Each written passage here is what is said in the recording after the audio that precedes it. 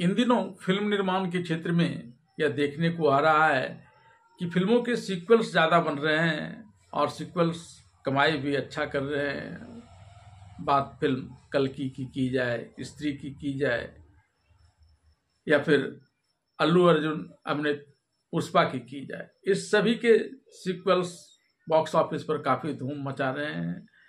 लेकिन फिर भी सीक्वल्स के मामले में यह देखा जाता है कि 2-3 सीक्वल्स के बाद फिर लोगों की रुचि सीक्वल्स में घटने लगती है। लेकिन मैं जिस फिल्म के बारे में बताने जा रहा हूँ उसके सीक्वल्स नहीं, सीक्वल्स में तो थोड़ी कहानियों में अंतर होता है, लेकिन मैं जिस फिल्म के बारे में बता रहा हूँ उसके रीमेक ने काफी धमाल मचाया। और ये रीमेक एक नहीं, 7 इसके रीमेक बने और प्रत्येक साल नए नए रीमेक बने। और सबसे बड़ी बात तो यह कि प्रत्येक साल जो नए रीमेक बनते थे वह भी वैसे ही धमाल मचाता रहता था। आप जानने के लिए व्यग्र हो रहे होंगे कि मैं किस फिल्म की बात कर रहा हूं। मैं बात कर रहा हूं फिल्म दृश्यम की। पहली बार यह फिल्म 2013 ईस्वी में मलयालम में बनी थी और उसके बाद यह भिन्न भिन्न भाषाओं में होते हुए हिंदी में भी इसी नाम से बनी थी, दृश्यम के नाम से ही। और उसने भी काफ़ी बॉक्स ऑफिस पर धमाल मचा दिया था, दर्शक के मामले में और पैसे कमाने के मामले में। सिर्फ देश ही नहीं, विदेशों में भी जब इस फिल्म के रीमेक चाइना में बने, श्रीलंका में बने, तो वहाँ भी इस फिल्म ने धूम मचा दी। आइए जानते हैं क्या है फिल्म दृश्यम की कहानी, जो एक थ्रिलर एक्शन फिल्म है। फिल्म दृश्यम की कहानी विजय सालगांवकर, जिसकी भूमिका अजय देवगन से शुरू होती है और उसका परिचय इस फिल्म में एक अनाथ और चौथी कक्षा फेल के रूप में किया जाता है। पर अपनी मेहनत और ईमानदारी से वह एक सफल व्यवसायी के रूप में गोवा में मिराज केबल नाम से केबल टीवी की सुविधा मुहैया कराता है। पारिवारिक सदस्यों में उसकी पत्नी नंदिनी, जिसकी भूमिका श्रेया सरन ने निभाई है, और उसकी 2 बेटियां हैं, जिसमें बड़ी अंजू, जिसकी भूमिका ईशिता दत्ता ने निभाई है, वह गोद ली हुई है, जो 12वीं कक्षा में अध्ययन रखता है, और उसकी छोटी बेटी अनु 6ठी कक्षा में है। अपने परिवार से लगाव के अतिरिक्त उसे फिल्म देखने का भी शौक़ है, जिसका अधिकतर समय अपने छोटे से ऑफिस में लगे टीवी देखते हुए व्यतीत होता है। स्कूल के सौजन्य से नेचर कैंप के दौरान बाथरूम में छिपाए सेलफोन के जरिए अंजू की नहाते हुए तस्वीरें ली जाती है, जो कि आरोपी सैम उर्फ समीर की हरकत है, जो स्वयं गोवा पुलिस की प्रमुख इंस्पेक्टर मीरा देशमुख, यानी जिसकी भूमिका तब्बू ने निभाई है, का बेटा है। सैम अवकाश के दिन विजय की गैर हाजिरी में अंजू के घर आ धमकता है और उसे शारीरिक संपर्क बनाने के लिए ब्लैकमेल करता है।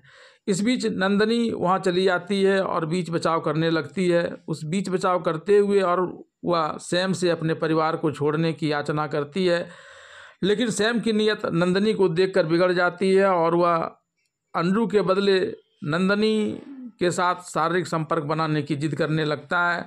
अचानक इस सारी बातों को देखकर अंजू सैम के हाथों से उसके उस मोबाइल को छीनने का प्रयास करता है जिसमें उसकी नग्न तस्वीरें ली गई हैं, लेकिन इस प्रयास में वह उसके सिर पर एक वार कर देती है, जिससे सैम की तत्काल मौत हो जाती है। भयभीत अन्नू और नंदिनी दोनों इस सब को खाद वाले खड्डे में छिपा देती है।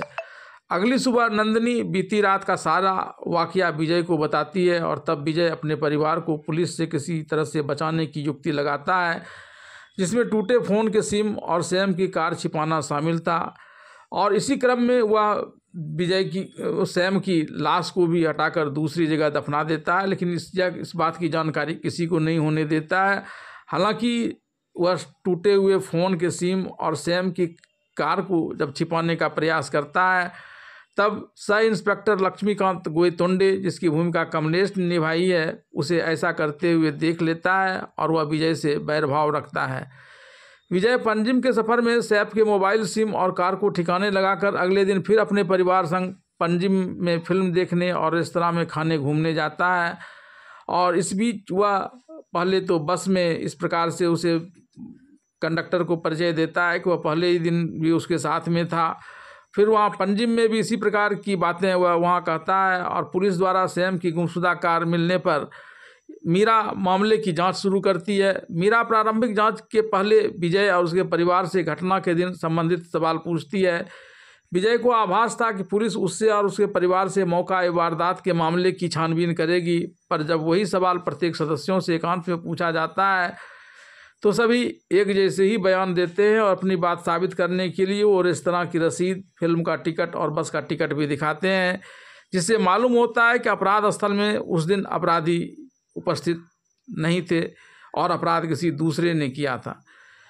मीरा सभी सबूतों और गवाहों से संबंधित विजय की मौजूदगी पर पूछताछ करती है। मीरा समझ जाती है कि विजय ने जरूर घटना के रोज सभी टिकट और रसीद का इंतजाम करने के साथ उससे जुड़े हर एक मालिक से खुद को परिचित कराया होगा। फिर दोबारा अगले दिन परिवार सभी परिचित जगहों पर घूमने निकलता है, जिससे यह प्रमाणित किया जा सके कि ये घटना के रोज वहाँ हाजिर ही नहीं थे और बाकी सभी मालिकों को जाने अनजाने में वह अपने रचे हुए झूठ में सच ठहराने के लिए प्रेरित कर देता है।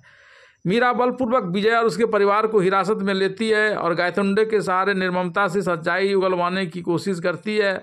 इस क्रम में उसके परिवार की खूब पिटाई की जाती है, लेकिन आखिरकार अन्नू मार के डर से सब छिपाए जाने के स्थान का पता बताती है और फिर उसी खाद वाले खड्डे की खुदाई में वहाँ छत बिछत बछिए का शव मिलता है, जो विजय द्वारा असल शव को हटाने की ओर इंगित करता है। विजय ऐन वक्त में मीडिया के समक्ष गायतुंडे के विरुद्ध शिकायत दर्ज करता है और आक्रोशित भीड़ द्वारा गायतुंडे की पिटाई करवा देता है। नतीजतन सब इंस्पेक्टर गायतुंडे के निलंबित होने के बाद मीरा पुलिस पद से इस्तीफा दे देती है। जब नंदिनी सब छुपाने की घटना विजय से पूछती है तो वह उसके लिए बेमतलब बताने से इनकार कर देता है और यह कहता है कि वह सबके दफनाने की जगह की जानकारी उसके साथ ही दफन हो जाएगी और सबके बारे में अनजान बने रहने में ही सबकी बेहतरी है।